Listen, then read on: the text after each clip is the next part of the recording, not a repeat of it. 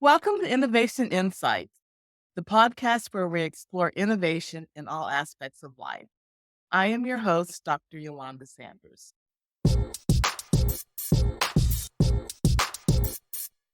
Today, we have the privilege of hosting a distinguished guest, Dr. Adriana Gorea, whose remarkable journey and contributions to the fashion design and the apparel industries have been shaping the future of wearable technologies and sustainable design.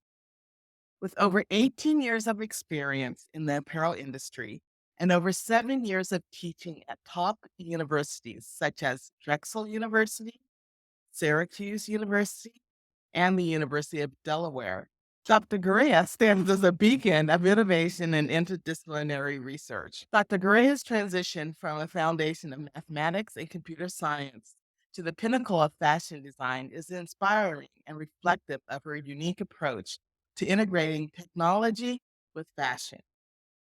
She holds an impressive educational background, including a Bachelor's of Science in Mathematics and Computer Science, a Master's of Science in Fashion Design, an MBA with a marketing concentration, and a PhD in apparel merchandising and design. This diverse academic portfolio underpins her innovative approaches to wearable design. Dr. Gorea has delved deeply into knitting technologies, 3D body scanning, textile science, and functional wearable design in her illustrious career. Her research primarily focuses on how plant biometrics can inform responsive textiles with significant implications for performance sports and medical applications. This work showcases her commitment to sustainable practices in fashion and her prowess in blending art, science, and business in wearable technology. She is also the lead author of the Book of Pockets, a book that investigates the functional and aesthetic quality of pockets. Today, she joins us to share her insights and experiences in fashion wearables design, sustainable practices, and the exciting future of fashion technology. Please join me in welcoming the incredibly talented and visionary Dr. Adriana Gorea. And I do have to say, I have had the privilege of working with her while she was working on her doctoral program at Iowa State University. Innovation Insights podcast, Thank you. Dr. Very excited to Gorea. be here. Oh, I'm thrilled to have you here. It's so good to see you. I know we saw each other about a month or so ago at the International Textile Apparel Association conference, and you're always one of my favorite people to see, and we Oh, always do our little selfie together, and that's always a highlight of the conference for me, yes. is connecting with you. It's really nice to see the development of everybody through years. It is, and you had a particularly successful conference, winning one of the top design awards, and I would love to have you back on the podcast, really just to talk about that design and your process, because our conversation during the conference, as you were telling me, the work that you put into that design was incredible. So again, congratulations on that Thank award. you. It's Thank you. so That well was deserved. very nice. Thank you. It was very well deserved. So, well, let's start with your journey and inspiration. So, can you share your journey from moving from mathematics and computer science to fashion design? Yeah, that basically my entire life, right? So I started with mathematics. I was really good at math. My mom was a math middle school teacher. I somehow, I don't know, I just picked up on that. I never had to study for math. I just got it. I paid attention. So that came very easy to me. And funny enough, in the same time with math, I also got really good at knitting as a kid. And I got obsessed into learning how knitting works. I would use pencils to knit because my mom won't give me knitting needles because I was too young. And I would just do in one go and I would undo it and do it again and undo it. So that, I guess, obsessivity about the process and what things do somehow, along with the mathematics, somehow got me into coding. So I ended up doing a bachelor in computer science, which was a major at the Faculty of Mathematics back in Romania. And I did love coding. And I did coding in high school too. I learned the basics of Pascal and C++ and all that when the computer was as big as a room. But just the tediousness of the process somehow caught me. Maybe there was an attention problem that I had, and I found my comfort zone in knitting as and coding in the same time. Funny enough, then in Romania, the revolution came, and there were no jobs. There's no computer science jobs, so I end up a professional skill. So I end up being a fashion designer because that's what was paying the bills. And I slightly diverted from knitting. I end up with cut and sew and parka jackets, production, sourcing, product development, things that I just picked up very easy because pattern making is basically geometry. So I found myself very good at pattern making because of that early skill in mathematics. So long story short, then I end up having a job in the fashion industry. And then I realized that fashion industry is basically business. Fashion is business, is for profit. So it took me a little further from my technical skills and knitting and coding, and I needed marketing skills. So I ended up having doing a MBA in marketing, which kind of, put it gently, screwed me up because after that it was very hard to create anything without thinking of how you're going to sell it, how you're going to price it, how you're going to that financial outcome of the fashion product. But then, luckily enough, I ended up back in academia and I did a PhD with Dr. Sanders, and I was able to go back to my inner talents and my happy place as a person. And that got me back to knitting. And I was able to loop in everything I learned in the industry, working for wearable electronics company for doing heart rate monitoring, sports bras, and traveling the world, traveling and seeing all the factories and seeing the implementation of sensors into a stretch knit garment, and also the challenges with the new technologies, with the Santoni and seamless machinery. Again, it got me back to my basics. Okay, let's see how this works. How can I teach this? How can I learn it? I became a learner all over again. So I went back to my little make a row, undo it, make a row, undo it, write it down. What did you learn? So this is, yeah, how I've been doing the research now for the last 5, 6 years. Trying to really understand back to the first stage that gets into a product. How does it become what it becomes? And what are the implications when it comes to production? And try to really stay away from that financial outcome and the marketability, because I believe that's where now we end up in a sustainable problem in fashion industry, is always chasing the money and the profit and the bottom line at all expenses, all other costs, basically. So I don't know. Did I answer the question? Oh, yes, yes, you did. You did. And it's interesting to me how, as a child, you started with mathematics and knitting. And then also, as you mentioned, geometry and that importance in pattern making. And many people do not see that relationship between mathematics and fashion design and how integrated those two are. And That's especially great. now with the advent of the digital technologies and the 3D knitting, you really need that ability to go from 2D to 3D, back and forth. And that's, if you don't have that, I'm trying to figure out how can I teach that to my students. That's basically the next challenge in my career, to try to teach the way I learn. Ah, that makes sense. Okay, so talking about mathematics and the integration with fashion design. Yes, the ability to translate information from 2D. And it's really interesting. I had a student that just did a project for ITA, a knitting project, and his whole concept was about 2.5 dimensions.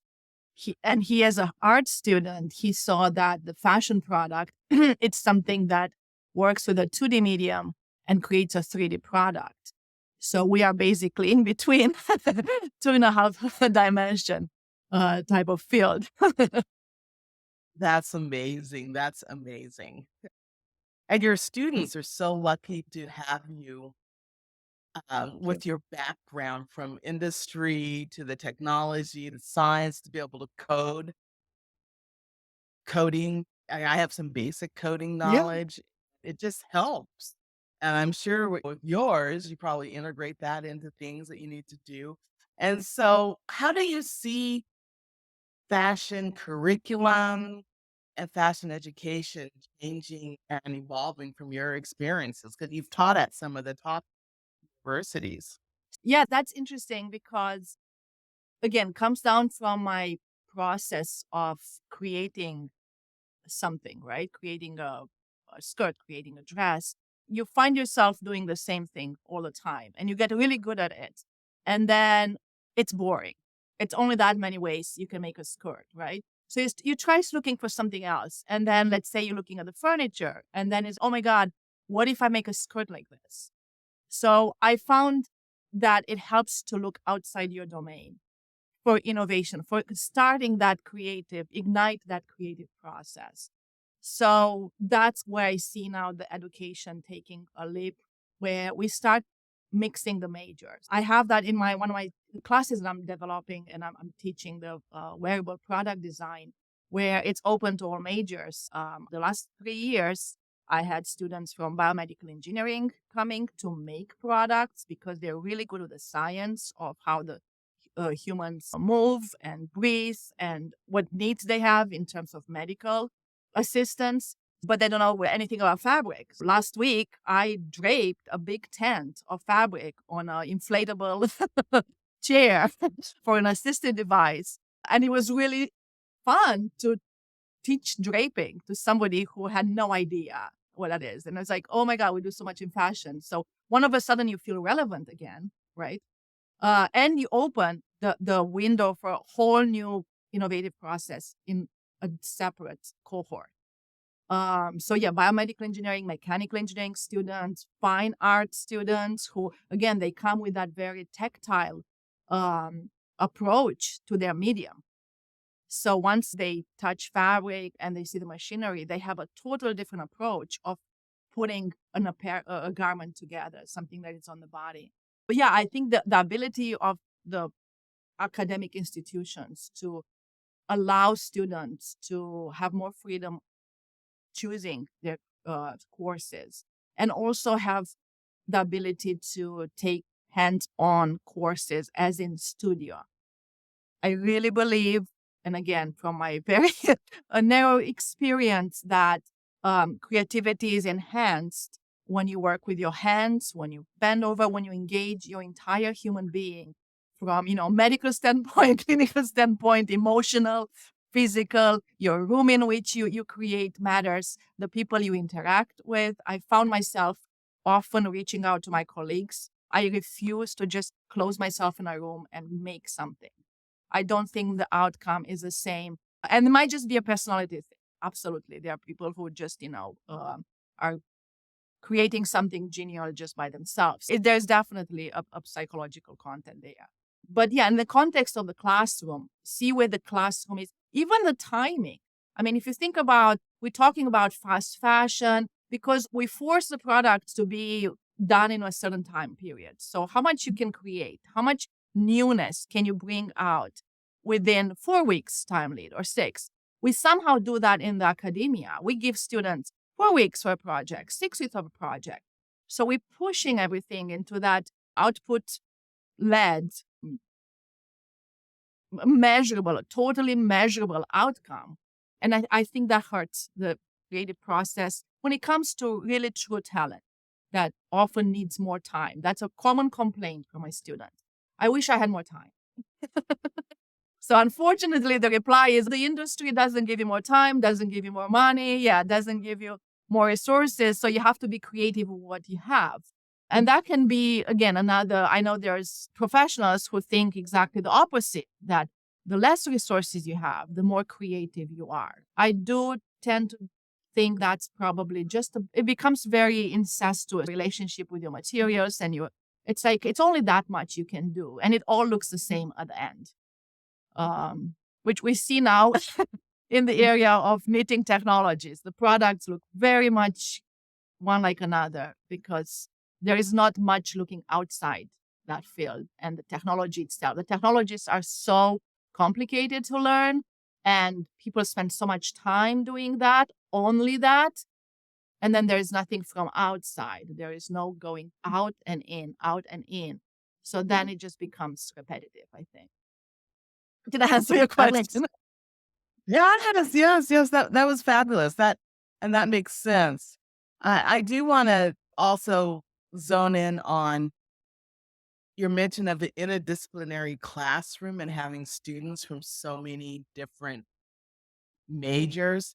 How does that impact the culture of your studio space that the students are working in? I bet it's fabulous.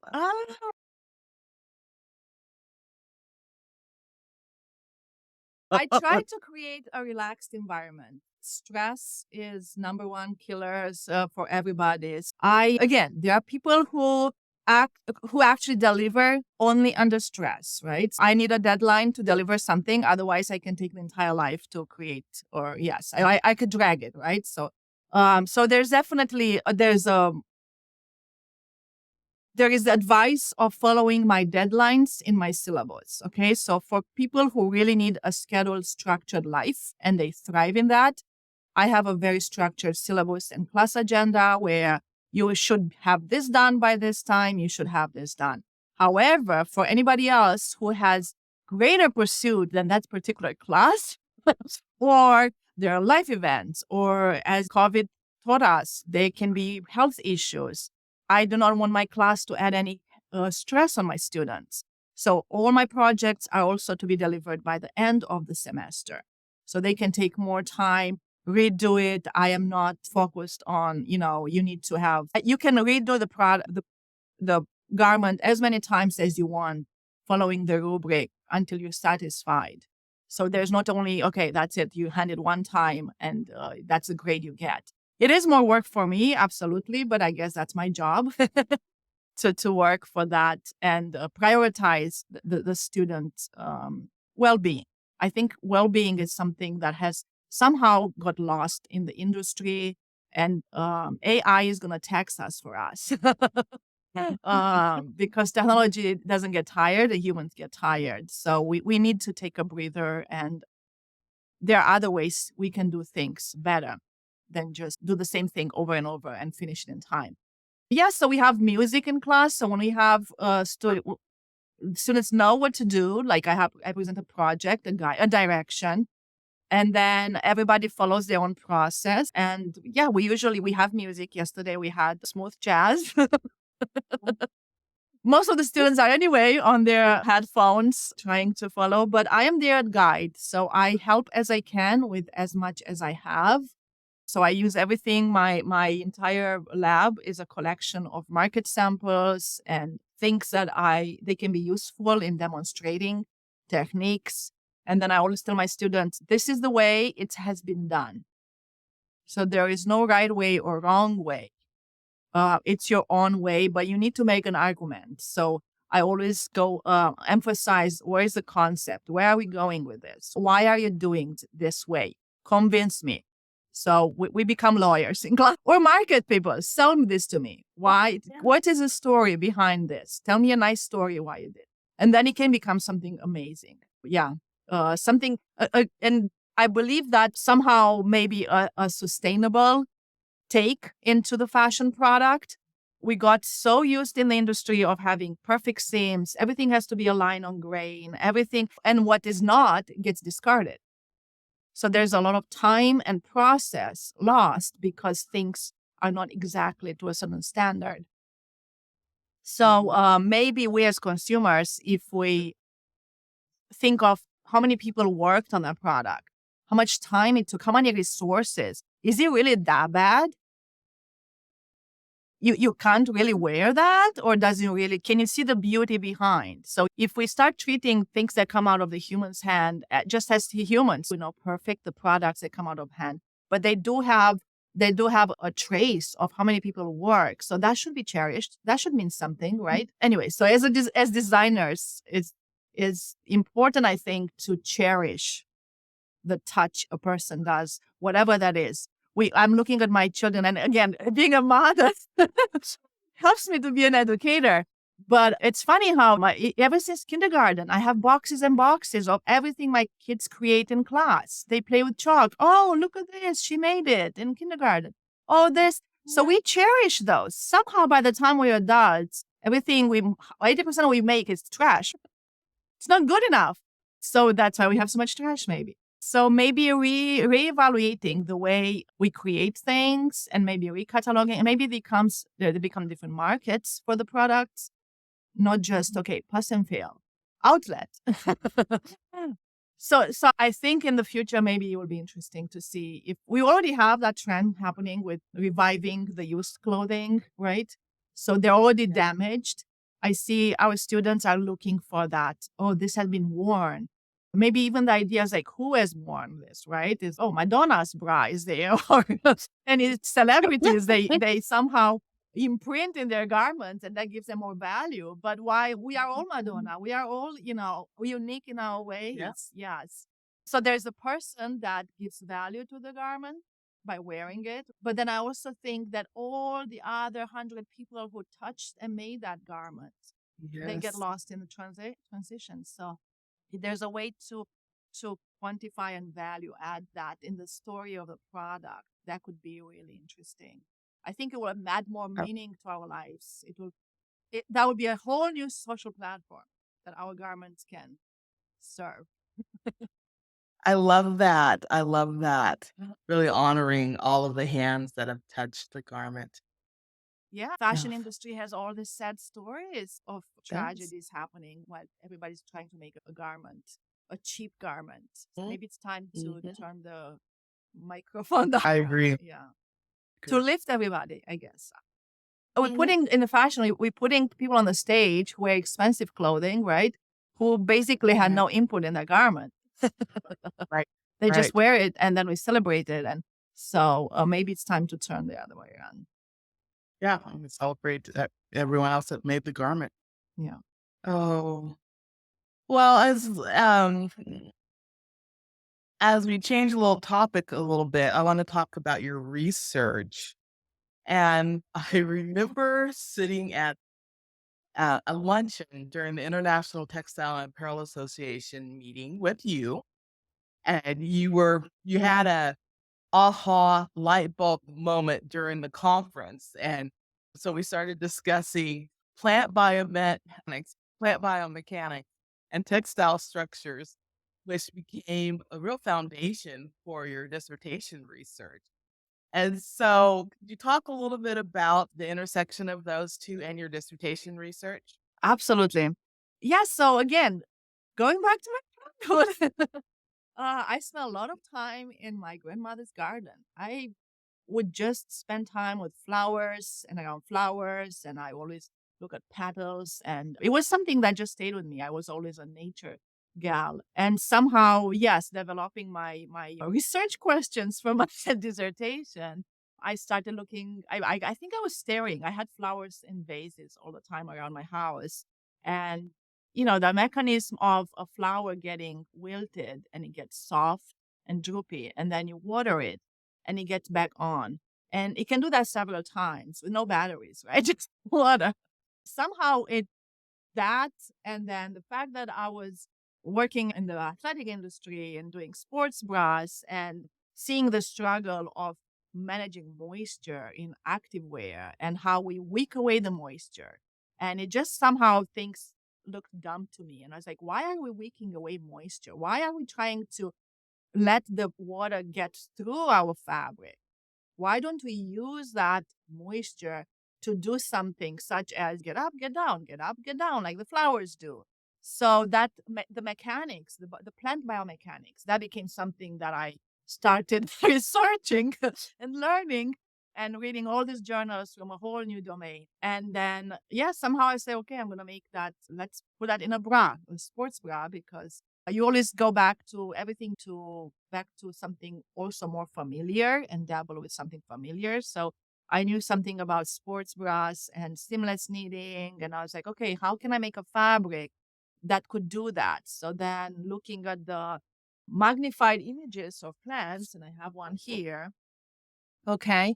So if you're looking at the magnified image of a leaf or a plant stem, that's the aha moment. Oh my God, it looks like lace. It's look like knitted fabric.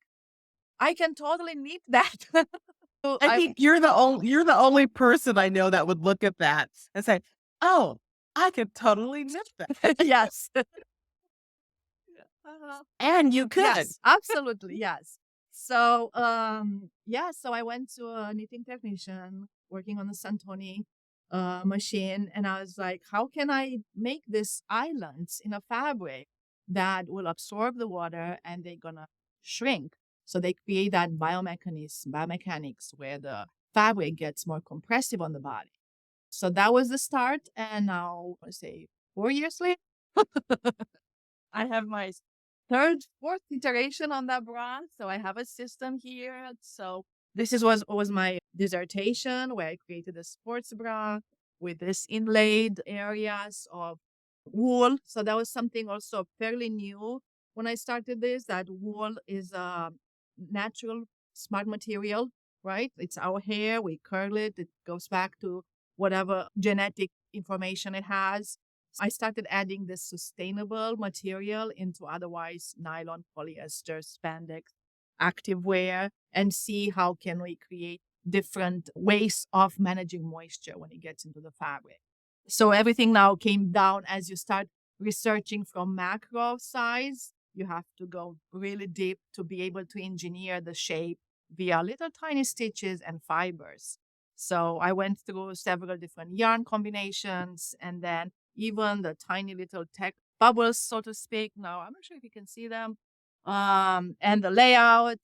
Um, yeah, so again, it's slow because this type of innovation is not fast. Yes, I can make a bra to have it up for my dissertation. I believe you, Dr. Sanders, you asked me at some point, do you want to finish this or do you want to just? 'Cause I think I was asking questions and it would just put me on another route. And she was like, do you want to eventually get your PhD? Yeah, so eventually I did get my first prototype out and I tested it. And yes, it was encouraging. And I found significant differences between how my bra reacts on the body and gives a compression versus the standard bras. But then, yes, I took my time the last 4 years to go back and engineer. So that threw me now into another research field in the textile science. So now I'm really looking at fiber and even knitting stitches technologies. But what's even more than that is our products are all dyed. So this is where the big another sustainability issue in the fashion industry is that we love color. We buy product by color. Color is the number one criteria to pick something. And unfortunately, if we dye the fibers and the yarns, then it's just more costly and becomes more wasteful. So going back to again, just dealing with undyed grayish goods, virgin fibers, yarns, and testing them at that stage.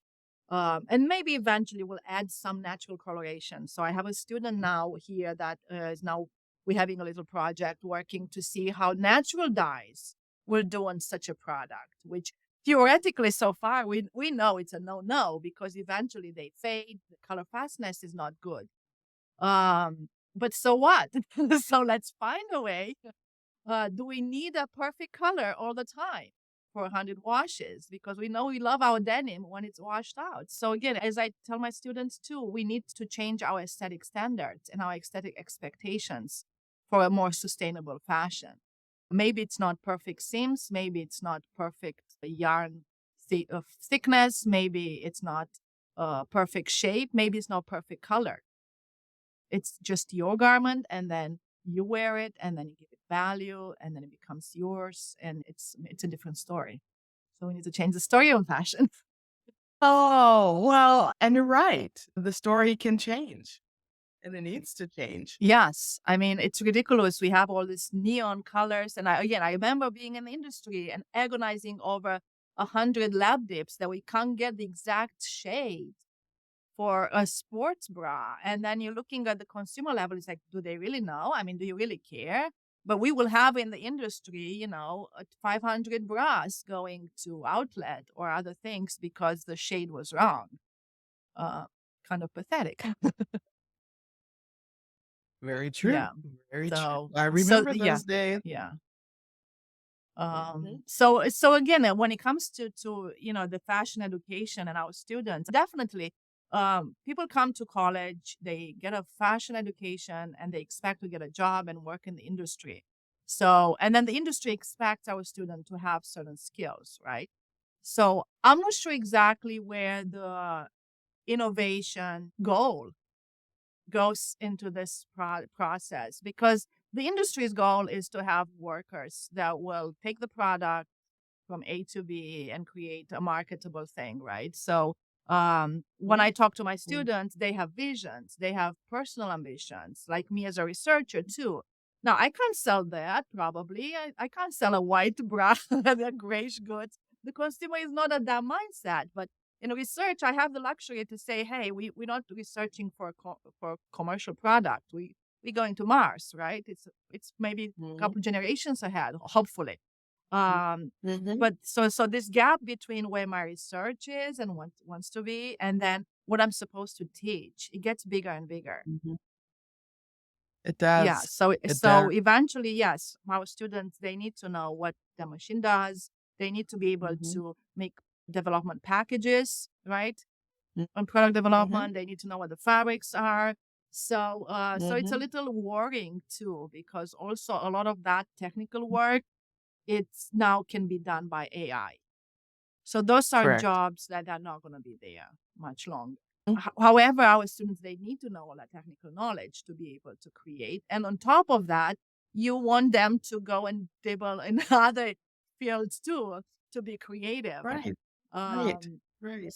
so I do see an acceleration of our brain. We need to get so much more information in so much faster. We do. We're looking at our children, it's like, oh, don't spend so much time on your phone.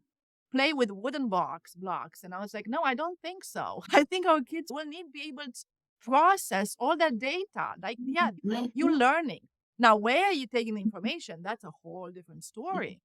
But I Mhm. think I believe what the science said, we use only 10% of our brains. Maybe now Right. this technology era is actually speeding, and maybe we'll end up increasing the use of our brain by just being able to process. But you need to go look. We need to be able, you can't just be on Facebook, or you need to get learning experiences when you do your social immersion, right? Social media trips. Yeah. So I love this with the TikTok videos. Everybody's posting, oh, how I do this.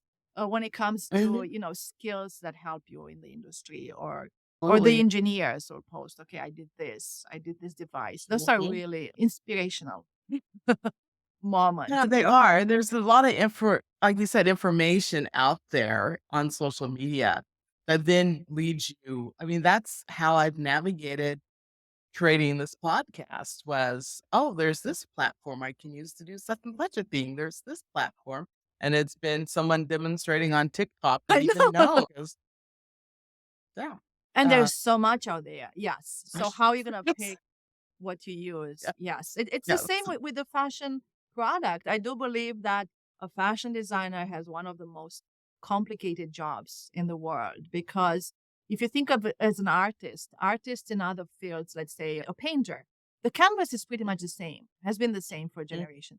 Even the paint, you have different pigments, but your palette, mhm, it's the same, right? But you're looking at a fashion designer, how many fibers and materials, they constantly changing. We have new things every single day coming on our palette. And absolutely. then our canvas is a human person. And yeah, you start laughing before me. Our audience, the people, the our it's just it's global, and now you have different ways of wearing it and styling it and what was okay 10 years ago, you can't do it that way. And it's just like, and now, yeah, it's basically, it's a moving target in fashion.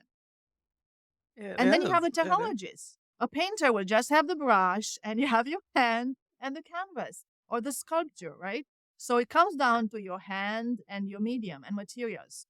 As a fashion designer, you have always a technology between your material and your hand. You have the sewing machine, or you have the screen, or you have the knitting machine. There is something else that is involved. And those are also evolving and you have to learn. You do. Yeah. You have to learn Yeah. always, always, And then if you, always. this is just in design, but then if you take even further at retail, you have to sell your product. Now you have all these other platforms. So yeah, it's amazing that anybody makes it as a fashion designer. It that's Um, oh, well, yeah, talking about designers and tech, you have a very unique lab, your wearables lab, and I follow you on Instagram, and so I see the incredible work that your students are doing in the knitwear, and what I love about it, and some people don't think this should happen, is that you have the students working and learning knitting by hand, but then also on the computerized knitting machines. Talk a little bit about why you do that.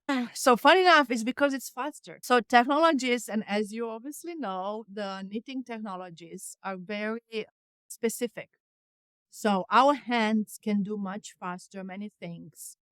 And the knitting machines, you will have so many different accessories and so many things to learn to do something that I can do in 5 minutes by hand.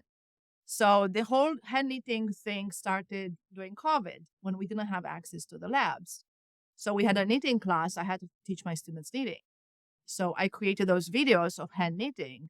And yes, I got them through the basics of knitting and they created fabric and then you can make a product. The knitting machine is just slightly different, but the mechanics of the fabric are the same, more or less, right? So eventually we came out of COVID. We got that, in between. So my students started learning on the machines, but also I require them to have things we couldn't do on the machine because we had only flatbed machines at that time to do their ribbing by hand. So they learned both.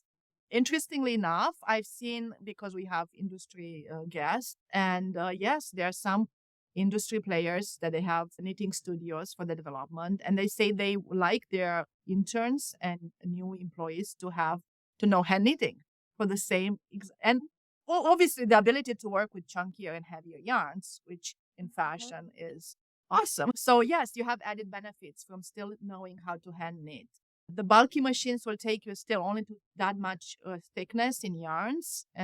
But as creative fashion people, especially now as we're looking into sustainability and recycling, my students, they're interested in making their own yarns by cutting strips. You can't put those on the machine. They're not uniform, right?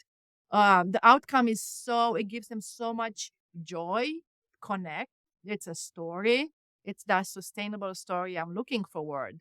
So I find myself going further and further in my teaching from my research, which uses superfine yarns and high-end technology, because again, there is that gap between what we buy as a fashion product that is just it just serves a function, and particularly in my case, it's next to skin garments, which obviously have different even aesthetic considerations. They're more functional, and the visual, creative, aesthetic garments that serve as a communication platform for us as human beings, right?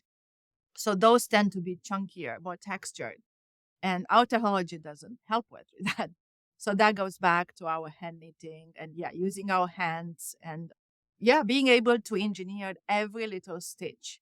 So we're talking about smart fibers that they adapt, they change. So our knitting machines, yes, you have only that many settings you can change.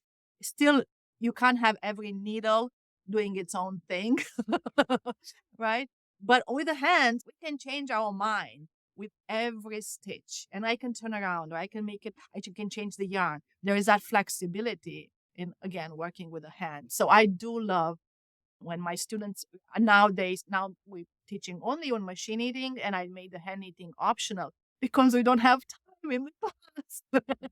But do you find if a student is able to understand hand knitting, able to do more on the machine? Uh, yes, yes, yes. Usually, students who come to class and they already have some knowledge of hand knitting, they pick up machine knitting faster because again, the knit and the purl. It's really hard to explain somebody what is the difference.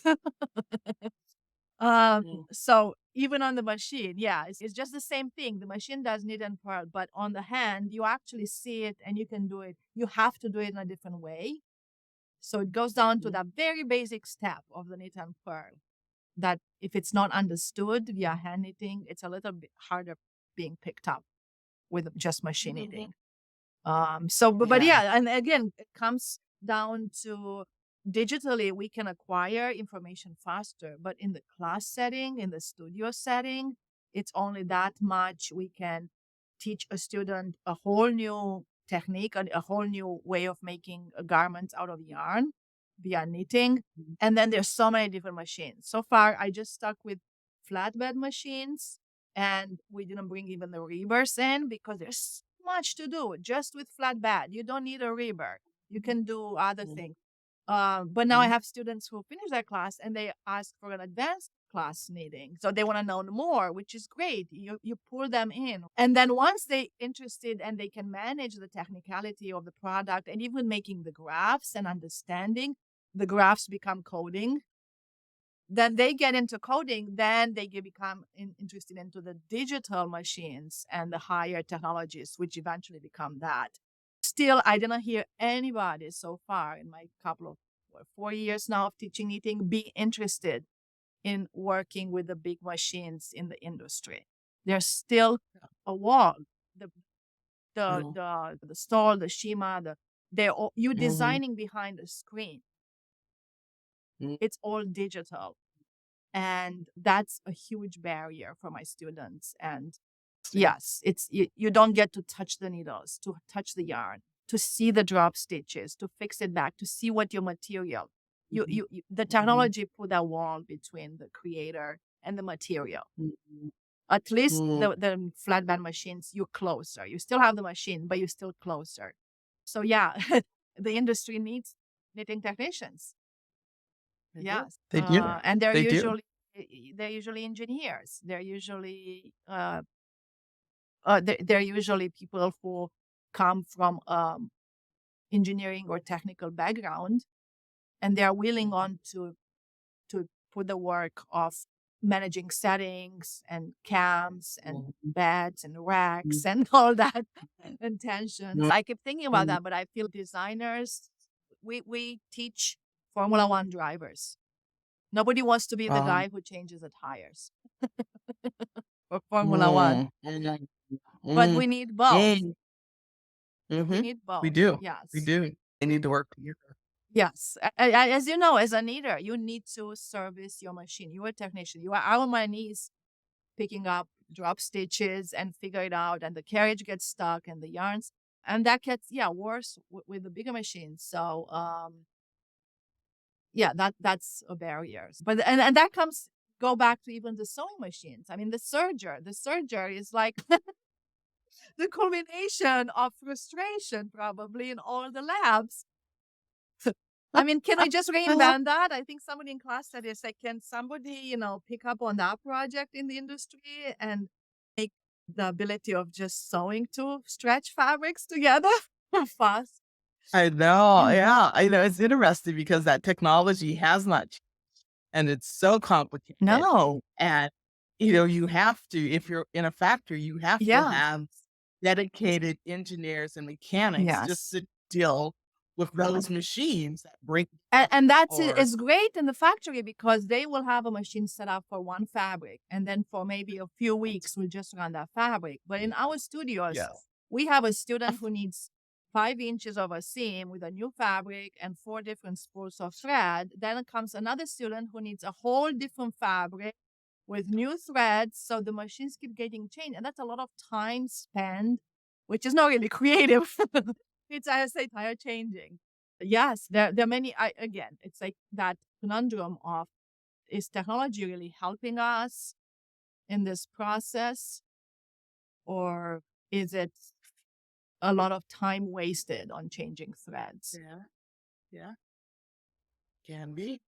Yeah. And it's a good time. If it is, maybe I don't say it. Maybe if that time is good, maybe the frustration. That's something I think I read in one of your required books in your classes. Oh, It was something, and I feel really bad. I don't remember the engineering of creativity or something.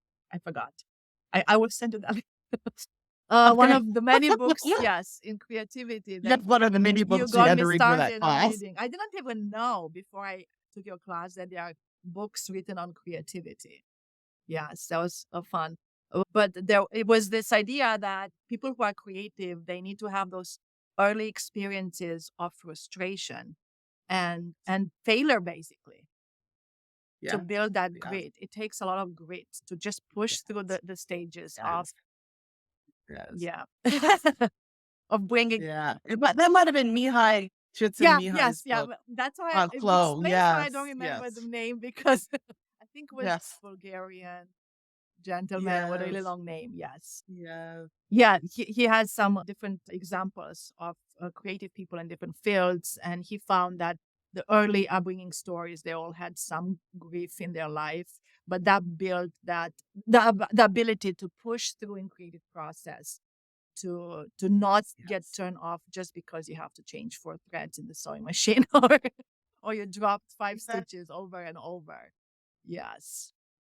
Well, it's interesting that you mentioned that because I was reading an article. I think it was a Harvard Business Review, thinking about your business background too. And the topic of the article was that grit and that resilience. Resilient. And after you fail, and as you said, creative people have to be able to fail. My dad used to say, you get knocked down, you get back up. And Yeah, and we have you, that in every. I mean, my son's plays basketball and sports is yeah, everywhere, and that's one of the hardest thing to teach, right? on Instagram and the work that you're doing, you seem to develop a environment where your students feel safe to be able to experiment, to fail. I hope As so. you said, Yes. yeah, and you said that they can redo their projects over and over, and that creates that space where you can experiment. Yeah, and that's, again, it's something that I keep saying. I would rather see a product, a garment that it's not perfectly finished, but I see that you followed your vision, and you really investigated different ways. I want to see different tries. So a little bit of my research training gets into teaching my students that don't settle for the first thing that you have in your mind as a solution. So how do I finish the seam? It's like, well, just serge it. Well, what else can it be there? Because if we all just Yeah. serge the seams, then it's nothing really new. Why would you make something? So balancing that, especially in the more introductory classes, balancing teaching the basic skills, which actually take repetitive action. Yes, you have to do the same thing over and over to do it well, and you need to accomplish that too. But then you get to a point where, yes, I know how to do that, but I'm really bored and that's not really new and everybody can do it. Now I need to forget that and do it in a different way. And all that within a span of 10 weeks of classes. Get somebody to Yeah. expert and then ask them to forget it and do it in a Mm-hmm. different way. Mm-hmm. Um, yeah, so I give them a safe space, but also ask them to, I want to see that you know how to do that. And then I want you to justify why you do it in a different way. Yeah, so I hope the students feel safe and we have honest discussions and open, yes, minds about approaches. And you travel. And so could you talk about how being part of a multicultural family, a leader in a family, and traveling has impacted your work as a designer? Sure. So I'm Romanian and my husband is Indian and we have 3 children. They were born in the United States. So they others they check the other box. And yeah, being multicultural teaches you tolerance. and opens up your toolbox of inspiration, and it humbles you because yes, we all in, a bubble, right? We in our life we learn in a different way, we go into school, we have different our small little circles, and then when you interact with people from our cultures, you realize your circle is so much smaller. Other people have never left their village, and somehow they are more um resourceful that way. You see amazing creativity in people who deal with much less resources. So it makes you step back because I feel like we're wasting a lot of our time, right?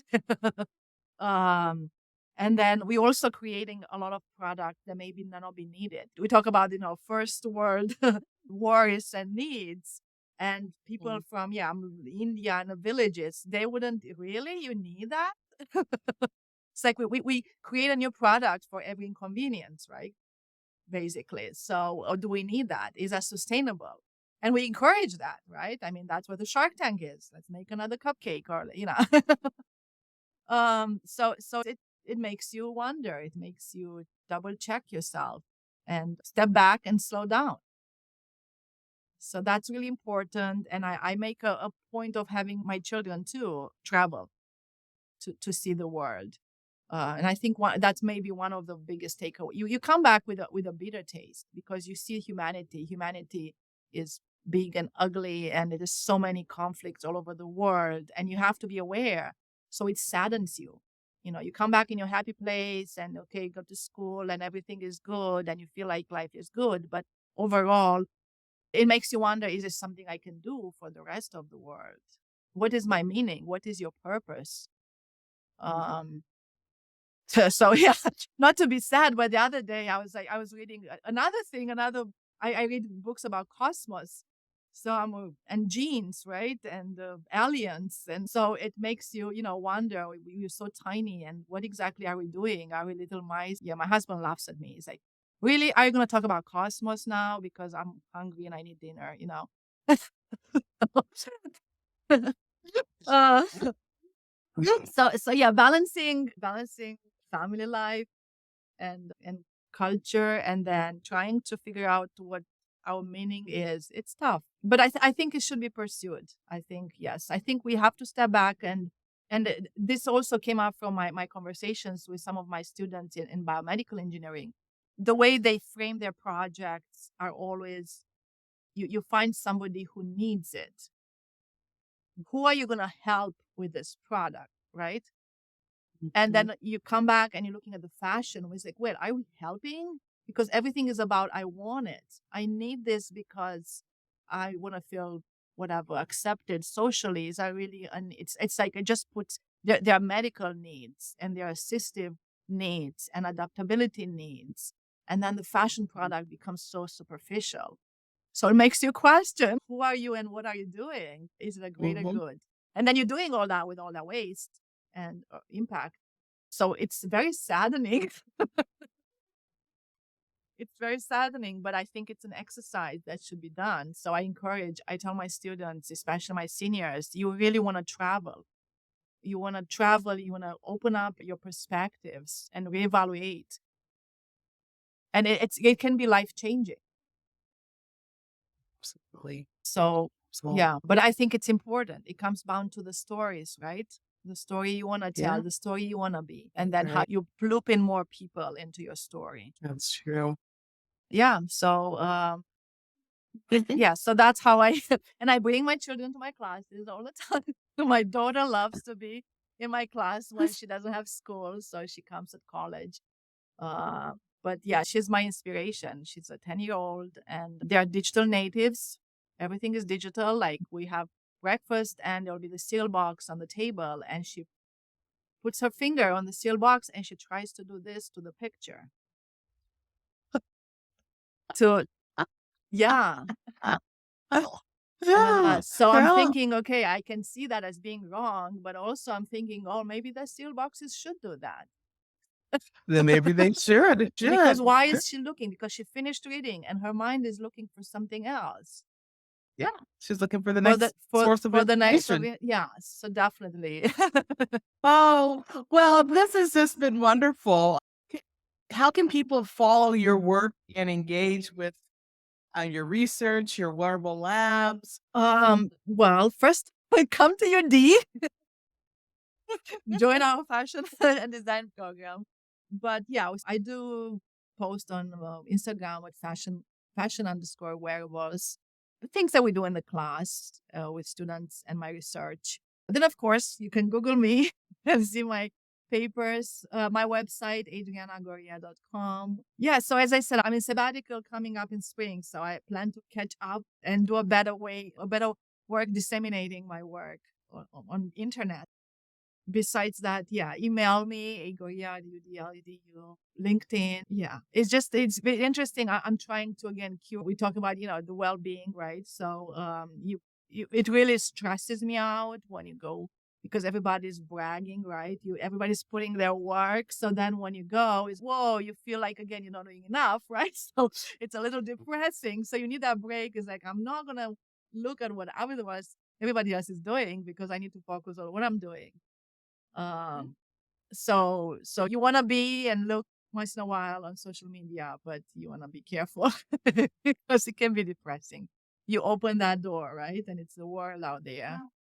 Yeah. Um, Well, I think that's a good aspect, and, many of our guests have talked about focusing on what you're working on and not really worrying what everyone else is doing, which I think is a great message. yes. And, you have that, the creators, narcissism, you want to be known, but one of the greatest things, so, eventually my research, if it impacts somebody's life, impacts somebody, it's okay. I don't need to be known, right? So, yeah, so hopefully all this, adaptable compression garments made of natural fibers, just like the plant, will be widespread. And then I'll be happy that I had a little role to play in it. Oh, yes. Well, a big role, a big role. Yes. One question that we ask all of our guests is, how do you define innovation? With English as my second language, it's tough. I mean, I think I told you that first time we spoke about this podcast. I think that innovation is something that can be labeled as innovation if it changes people's life and it takes time. It's usually later on, right? So like the zipper was an innovation, or I don't know, the slicing of the bread was an innovation. So when it comes to fashion, is new. We create new products for that ultimate goal to sell it to somebody so somebody else can make money of it. So how do you, yeah, is it changing really life? How do you measure the impact of what you do if at the end of it is just a commercial product? I mean, the slicing of the bread was commercial too, but it aided people into their lives in a different way. So if we're looking at the fashion product, the sense of it is maybe communication and social engagement. Um, then I don't know, maybe if we replace social media with garments, I don't know. I doubt sometimes how if our product in fashion is innovative or is just new product. Maybe it's just a psychological blockage because I come from upbringing in which fashion was not fashion, right? So I grew up in communism. We just had clothing. Right. Fashion was for the richest. Perspective. Fashion was stupid. Fashion was obscene and expensive and superficial, right? So the meaning, I'm still a little disconnected, right? We have clothing that we need that keep us warm and they give us some self-expression in different areas of our life. We have medical clothing, we have performance for sports clothing. So there comes my functional apparel area where I'm comfortable. But when it comes to fashion as creative art, wearable art, is that just a display of our generation a display of the times we live, right? So is it innovative? I was talking to somebody from costume collection a few weeks ago, and I was like, you have all these garments from back in 1800, right? And you knew how these people lived, right? We don't. If we have now a collection from 2023 back 100 years from now, what is it going to look like? Can you Right. tell from a collection of garments from today's that this was year 2023? So Mhm. the only thing I can think of that can be maybe reflective of the era we are today is those advanced knitting technologies, is maybe the put your picture or a cat picture on your socks, right? The knitted socks with the customized. Um, any other innovation is invisible. Yes, we have amazing fibers. We have recycled nylon, polyester. Those are the inside of the garments. So there is, I think, a lot of innovation today in the fashion product is probably invisible. It Mhm. comes down just Wow. like in medicine, you have this cholesterol medicine. It makes us live longer, but it's invisible, right? So it's just something that goes in. So maybe that's why I have this connection between what we do is really innovation as again translating the innovation through my cultural upbringing. And so I would say it's just fashion. There is Uh-huh. fashion and then there is innovation. And then There's fashion. and then there is innovation, and then there may be things in between that blend. But I would say innovation is something that maybe has a greater impact into people's life. So I would say probably functional apparel is innovation.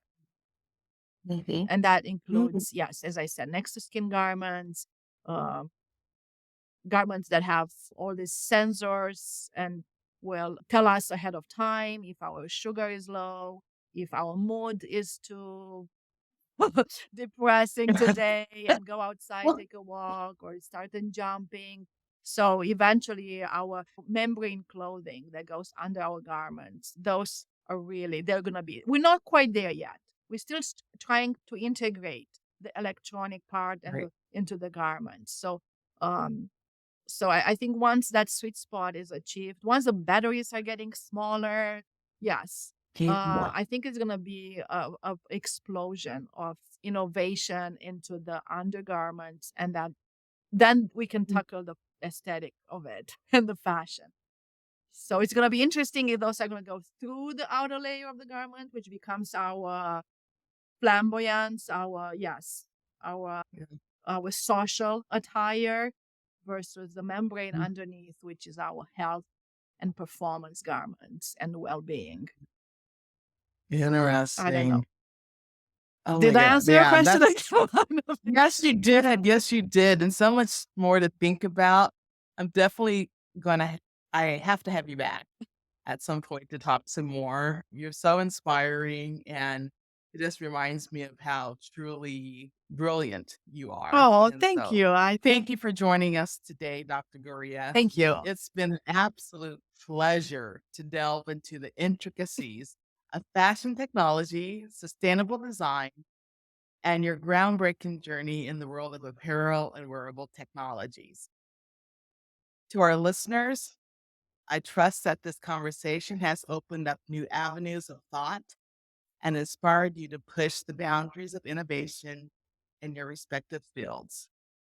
May Dr. Guria's journey and insights encourage you to blend creativity with technology and sedate. Okay, let's start that again. So, may Dr. Guria's journey and insights encourage you to blend creativity with technology and sustainability and whatever you pursue. Remember, innovation transcends mere technological advances. It's about harnessing your unique skills and perspectives to foster meaningful progress and transformation. I am Dr. Eulanda Sanders, and I'm signing off till our next episode. Keep innovating, keep dreaming, and keep making a difference.